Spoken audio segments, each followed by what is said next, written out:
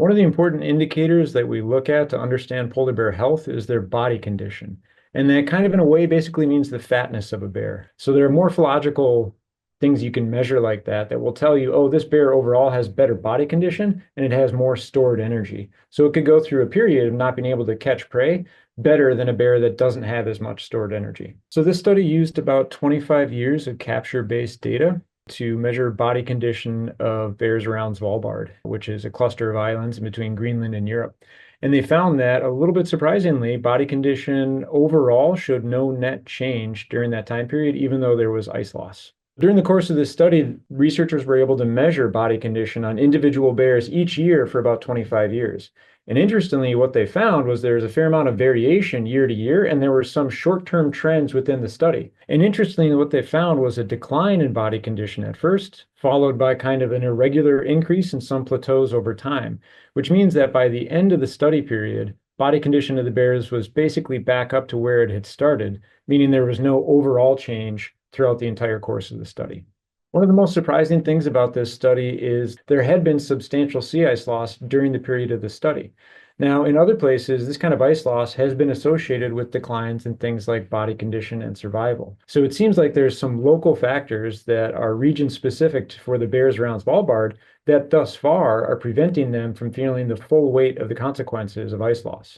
There are large areas of polar bear habitat that have disappeared over the last 20 years. The reason we're concerned about body condition is usually it's one of the first indicators of change in a polar bear population. So once you start to see declines in body condition, that's usually translated into lower reproductive rates and lower survival, typically for the youngest bears and the oldest bears in a population. But the big buffer for this population is that it's a very productive ecosystem. We've got a lot of water coming in from the North Atlantic that brings a lot of nutrients. There's a massively wide continental shelf area. Continental shelf areas are where polar bears like to be because it's where the ecosystem is most productive, and there's just more seals. More seals means the bears do better. Now, the problem we've got is that, and as the study shows, we have declining sea ice cover, but so far, the decline hasn't really happened over the whole continental shelf. So there's still areas of very high productivity in this area that the bears can exploit. Things will get better for a while because there is a sweet spot in environmental conditions, but at some point, they change too much and the animal or species just can't persist in that area. The problem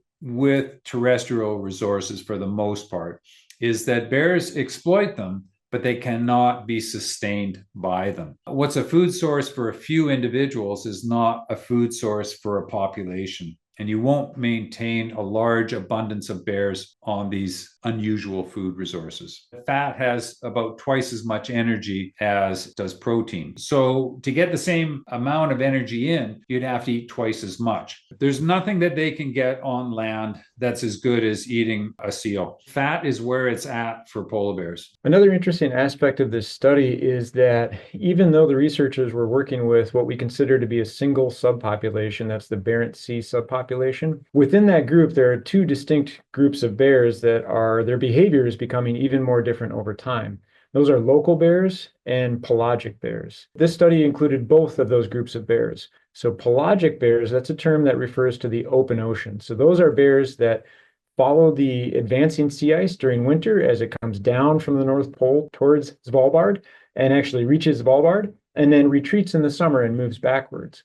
Now, as that ice retreats backwards and it goes back north and the pelagic bears follow it, a key thing that we're getting an increase in appreciation for over time is, does that ice actually leave the continental shelf? The continental shelf is where most of the biological productivity is in the ocean, and that's where seal prey are very concentrated. And so you can lose a lot of ice, but if the remaining ice still sits over the shelf, you'll be in a different place, but you might still have a lot of prey. For local bears in Svalbard, they have a very different scenario. It's a quite striking difference between these two groups. Local bears can have a home range that is 1/30th the size of pelagic bears. So they might have a home range of several thousand square kilometers, whereas the pelagic bears might have a home range pushing 100,000 square kilometers. So these local bears have much lower activity rates, they travel much shorter distances, and they really just kind of stay at home and they're a little bit more sedentary. As a result of that, we can use those activity levels to estimate their energetic needs. And the best evidence so far indicates those local bears have energy needs that are about 25% less than the pelagic bears. Although over time, as this region has lost sea ice, it's made it increasingly difficult to be able to reach and sample those pelagic bears. So the local bears are starting to be represented more and more in the data set as time goes on. What this paper means for the survival of polar bears is that when we try to predict the future, for short-term predictions, we really need to focus on regional and local factors. So what are the prey types in the area? If polar bears switched among prey, are there new species of seals that are moving into the area as the ocean warms? And also, what exactly is the ice loss like in that area? Is this a place where there was ice even in summer, and now it's just starting to disappear for a short time period? Or is this a place where there's never been ice in the summer, and now the summers are just growing much longer? So those region-specific factors are going to be really important for understanding the short-term impacts of ice loss. The long-term impacts of ice loss are clear, and we've known them for a long time. And we can predict that based on what we see in the Arctic today.